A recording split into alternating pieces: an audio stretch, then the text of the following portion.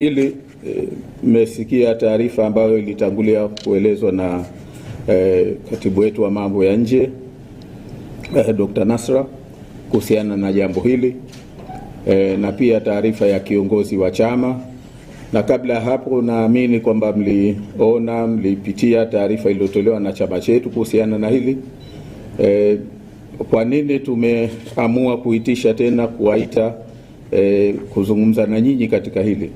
Ni kwa sababu pamoja na taarifa zote hizo ambazo ilitolewa, naamini nimeona pia taarifa ambazo wametoa wenzetu kutoka nchi mbalimbali. Nimeona labda clip ya rais mstaafu wa Botswana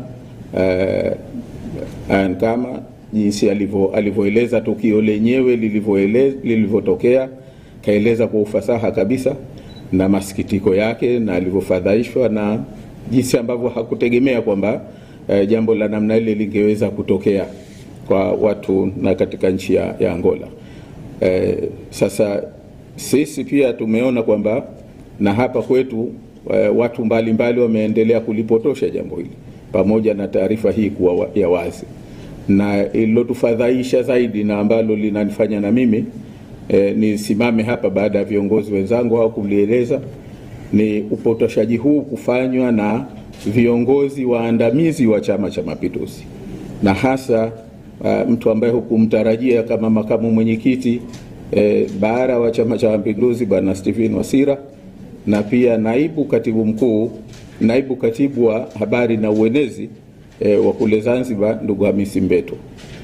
Upotoshaji walioufanya kwa kweli ni mbaya sana, na mimi naamini kwamba unaipaka matope hata serikali, kwa sababu kikubwa ambacho wamekizungumza ni kama kwamba kwa upande hasa wa makamo wa kwanza wa rais Zanzibar, kwamba ni kwa sababu hakufata utaratibu, hajui utaratibu wa kusafiri nje.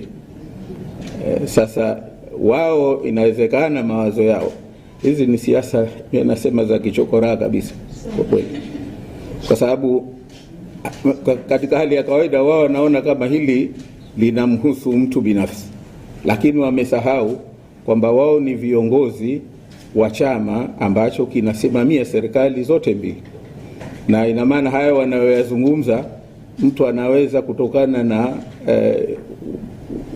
nafasi walizonazo, kutokana na kwamba ni viongozi waandamizi, mtu anaweza kuona kwamba labda haya yametoka ndani ya serikali. Mwingine anaweza akaona kwamba labda hii serikali kumbe ni ya ovyo sana, kwamba makamu wa rais anasafiri kwenda nje na serikali inamwachia, serikali haichukui hatua ya kufata taratibu za kidiplomasia na za kiprotokoli zilizopo. Hasa hili ni jambo la kufadhaisha, na ndio maana kusema ni vizuri kuliweka record sawa sawa ili Watanzania wafahamu, Watanzania wajue tuna viongozi wa aina gani ndani ya Chama cha Mapinduzi. La kwanza niseme kwamba taratibu zote za kiserikali zilifuatwa, kwa sababu kwanza unapotaka kusafiri kwenda nje ni lazima kupata, kwa makamu wa kwanza wa rais, lazima kupata ruhusa ya rais wa Zanzibar, na ruhusa hiyo iliombwa na ikatolewa kwa maandishi. Kwa hiyo kwenye hilo kwanza wala halikuwa ni upotoshaji kusema kwamba labda hakukuwa na taratibu ambazo zilifuatwa. Lakini jambo la pili, kwa kawaida viongozi wa serikali, viongozi wakuu wa serikali wanaposafiri nje, idara ya mambo ya nje au wizara ya mambo ya nje pamoja na idara yetu ya usalama wa taifa wanatuma watangulizi kwenda katika nchi ambayo kiongozi anakwenda, na hilo lilifanyika. Watangulizi walienda siku 5 kabla ya kiongozi au makamu wa kwanza wa rais kwenda nchini Angola, na walienda mpaka Benguela. Sasa unaposema kwamba taratibu hazikufuatwa unakuwa mtu wa ajabu kwa kweli, lakini ni wahakikishie Watanzania kwamba watangulizi kama ulivyo utaratibu walipelekwa, na walipelekwa well in advance, na walienda mpaka kwenye kituo ambacho ilikuwa tufanyie mkutano. Lakini jambo la tatu ni kwamba kwa kawaida kiongozi anaposafiri kama anapita pengine transit, basi ubalozi katika nchi ile ambayo anapita transit kwa kawaida wanakuja kumlaki na kumsaidia taratibu za usafiri. Na hilo mimi niseme kwamba tulipoondoka Dar es Salaam, transit ilikuwa Johannesburg, Afrika Kusini, na nishukuru sana kwamba nimekwenda pale, nimefika pale na ujumbe wangu, na tayari nikamkuta balozi wetu pale Mheshimiwa James Bwana yupo na watendaji wake wa ubalozini, na wakatusubiri, wakaja kutupokea kwenye ndege na tukakaa sehemu ya transit lounge, na baadaye wakatusindikiza mpaka kwenye ndege tukaondoka kuelekea Luanda, Angola. Kwa hiyo hilo ni jambo la msingi sana kwamba serikali ilijua na ilitimiza wajibu wake kiuweledi na kwa taratibu zinazotakiwa. Lakini kawaida nyingine, utaratibu ni kwamba kiongozi anapokwenda katika nchi ambayo anakwenda, kwa kawaida ubalozi wetu unakuwepo na kushughulikia taratibu zake za kuweko katika nchi ile. Na mimi nishukuru sana kwamba pamoja na matatizo ya usafiri ambayo yalimfanya balozi wetu wa Tanzania nchini Zambia, Luteni General Matthew Kitungule alikuwepo tokea Afrika Kusini, na tukawa kwenye ndege moja kwenda Luanda, Angola, na tumefika pale na akaanza taratibu za kushughulikia jambo hili, kushughulikia ziara hii.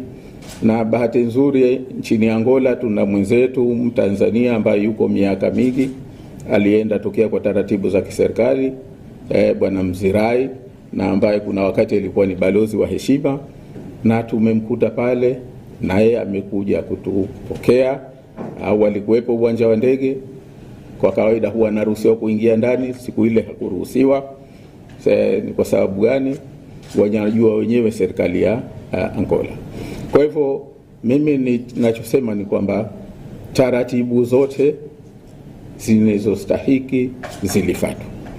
Kama ni makosa, yalifanywa makosa na nchi ya Angola, na hii ndio ya kuulizwa, hii ndio ya, kwa sababu sisi tulipofika taratibu, hata kama walikuwa na tatizo na tulichoendea tujalie, lakini hawakupaswa, au kama walikuwa na tatizo na sisi, basi kwa kawaida unaambiwa kwa nini huna visa, huna kitu gani, ni undesirable, lakini wote sisi ni mashahidi. Ndio nasema hizi taarifa nzuri meziona kupitia sources mbalimbali kwamba hakuna ambaye alielezwa kwanza kinachofuata, kwamba hatua gani, hatukuelezwa tatizo ni kitu gani. Mpaka hapa tunasimama, basi mpaka leo hatujaelezwa kulikuwa na tatizo gani. Si serikali ya Angola, si serikali yetu ya Tanzania ambayo imetoa taarifa rasmi. Sijui kama na wao walielezwa, kwa sababu tegemea kwamba balozi wetu ingejua, lakini balozi wetu tumekuwa naye pale, lakini hakujua. Lakini na jingine la mwisho niseme kwamba wakati tukiwa uwanja wa ndege katika sakata hili, nilizungumza na waziri wa mambo ya nje wa Tanzania Mheshimiwa Mahmoud Thabit Kombo. Alinipigia mara 3 kunieleza hatua ambazo wanachukua kujua tatizo liko pahala gani na kufuatilia jambo hili. Kwa hivyo mimi niseme wito wangu kwamba hasa kwa haya ambayo yamepotoshwa na watu ambao ni waandamizi, viongozi waandamizi wa Chama cha Mapinduzi, naiomba sana serikali, na natoa wito serikalini kama mwenyekiti wa chama cha ACT Wazalendo kwamba serikali iwachukulie hatua viongozi hao, kwa sababu upotoshaji wao umeipaka matope sana serikali. Upotoshaji wao umewafadhaisha wananchi kusema kweli. kwa kiasi kikubwa. Wameact irresponsibly kwa namna ambayo kwa kweli haiendani na nafasi zao ambazo wamechukua. Nadhani huo ni wito wetu sisi kama chama cha ACT Wazalendo kuhusiana na jambo hili baya, na nadhani mengine KC ameeleza vizuri kuhusiana na msimamo wa chama chetu katika hili, na kwa hivyo naomba ni washukuru sana kwa kunisikiliza. Asante.